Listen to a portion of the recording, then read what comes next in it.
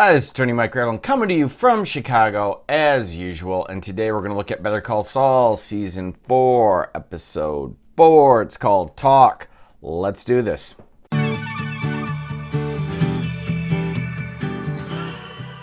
We kick this episode off with an exciting offer for Jimmy. James McGill. James, hi, it's Robbie Finn from CC Mobile. Hi. Am I calling at a bad time? No, it's fine. Great, well good news. If you're still interested, we'd like to offer you a position at our uptown. And Jimmy's response is about what you'd expect. James, you still there? I'm sorry. My plans have changed. I'm not going to be able to take that job. Shortly afterwards, a well-meaning Kim starts haranguing him about going to a psychiatrist. He's not far from here. I've heard good things. Thought you could give him a call. It's a shrink? In order to sidestep that, he decides taking a job as a cell phone salesman is better than dealing with his girlfriend. I got a job. Really? Yep. You're looking at Albuquerque's newest mobile communications specialist. I'm a shift supervisor even. Be very impressed. Meanwhile, Kim decides to go do some career soul searching and goes into a courtroom to just observe the proceedings. And it turns into a pretty good bit, and it's also very exciting because it gives me a chance to talk about law stuff.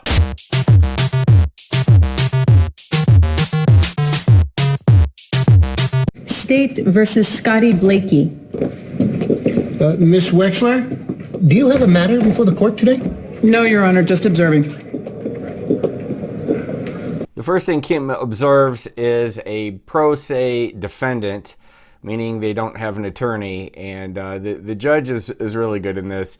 He's just irritated because judges hate pro se litigants because they don't know what they're doing. They really, it has nothing to do with the merits of the case, whether or not they're guilty or their claim has merit. It's just that they don't know what they're doing, so they clog everything up. So the judge here shows a little of his irritation with this particular defendant. It's your turn. Okay, I'm Scotty Blakey here for myself. Mr. Blakey, you're here right now because I called this case last week and you didn't show up, hence the bench warrant. The judge recognizes Kim from being before him before, so he invites her back to chambers while he's having lunch, probably because he's bored, and just starts to kind of gossip with her. Well, so Howard Hamlin's fine with one of his associates just sitting around my court all day, whiling away the billable hours. Actually, I left HHM. I'm a solo practitioner now. Okay. Field? I like all of this exchange because it shows another side of law that's rarely portrayed, and that is just judges and lawyers are people. And here we've got a judge who, with a boring call, he sees somebody and he just wants to entertain himself, basically. He's also friendly and he wants to help Kim and just kind of know what's going on. You know, I heard about a case, and I think you might be the right person for it. Interested? Of course. I can't share. The case the judge is about to propose is basically it's a medical malpractice case based on the anesthesia, and he's proposing that Kim get involved with this. This is minor nitpicking, but people want me to talk about law. Here's a place, even though they do so much well, where this doesn't make a lot of sense. This guy's in the criminal courtroom. I don't know how he knows about this case, but if it's a good medical malpractice case, believe me, it would have been scooped up by a medical malpractice firm that knows what they're doing. But in the event it wasn't, and he's got a lead on it as a judge, he might suggest it to somebody he's fond of or an attorney who's been before him before who he thinks is good, and by all accounts, Kim is a good attorney. However, she currently is doing a bunch of transactional work for a bank that's trying to go national and looking at charter regulations. That is about as far from a medical malpractice litigation scenario as you could get. And maybe this is my bias from being in Chicago, where people are super specialized. There are a lot of people, there are a lot of attorneys in this town, and you only do a couple of things because it's a huge population and you really get to specialize. But it's a rare attorney that is going to competently handle the expansion of a bank from regional to national, and also on the side do a medical malpractice case. Sprays vomitus into her oxygen mask. Stops breathing. The baby's delivered fine, but the young mother suffers serious brain damage. Meanwhile, the judge just feels like talking about that more interesting case because of what he knows is coming up on his docket that afternoon. You know what I got coming up next? I got a janitor who threw his pee on his boss. The one after that, she stabbed her boyfriend over a grilled cheese sandwich. If you like any of this content, the best way to support me and the channel is to hit like, subscribe, share with friends, and put some comments in the comment section below. Finally, the judge warns Kim that if she keeps hanging out in his courtroom, he's going to assign her defense cases because the PD's office is overloaded. And there's some truth to this. I've been appointed to things by judges, especially I worked in a smaller jurisdiction. There were just less attorneys. And the judges would appoint you to things. You had to be a guardian ad litem or do defense on something that you really didn't want to do, but you kind of have to because that's the judge in the jurisdiction. You don't want him on your bad side. Having said that, we've got perpetual PD overload. So beware. Next time I see you lurking in my court, I'm going to put you to work.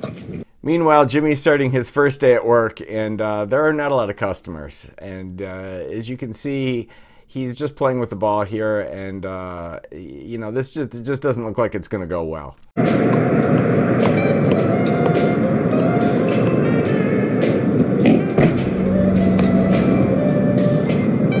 In the last episode, Nacho took 2 bullets and got stitched up by a veterinarian.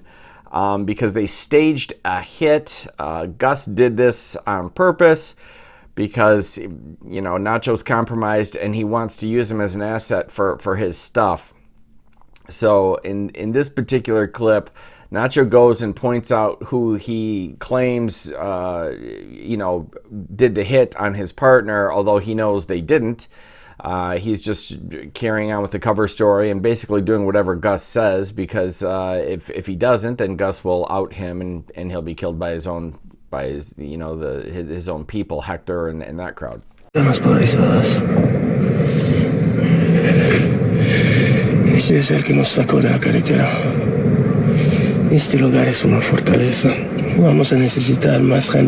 Here, Nacho makes a very credible case that they need to go get backup before they enter this group of well-armed individuals that work for a rival gang. But the psychopathic twins are having none of it, and they want to go in right now. Hombres, nos juntamos y los atacamos esta noche.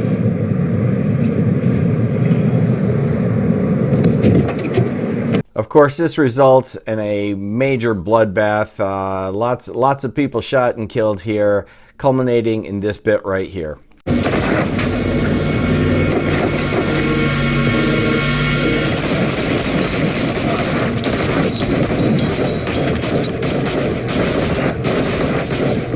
Here, Nacho tells Gus what happened at the bloodbath. Got the Espinosas.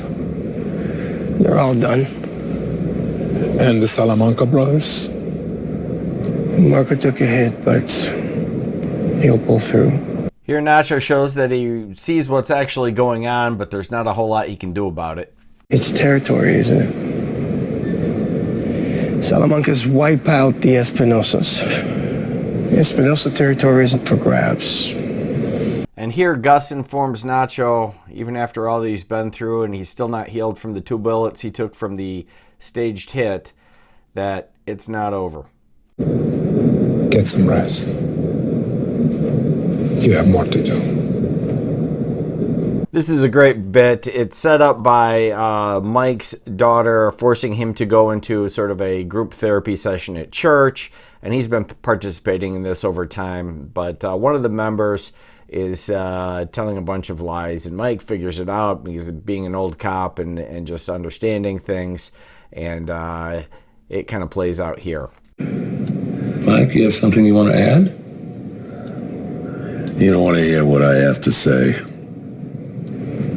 Well, we're ready if you are. Yeah?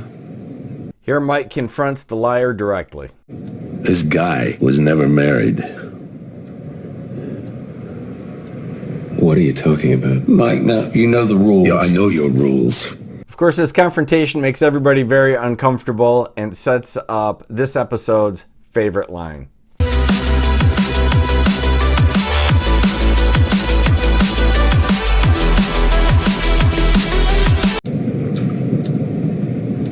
He wanted me to talk.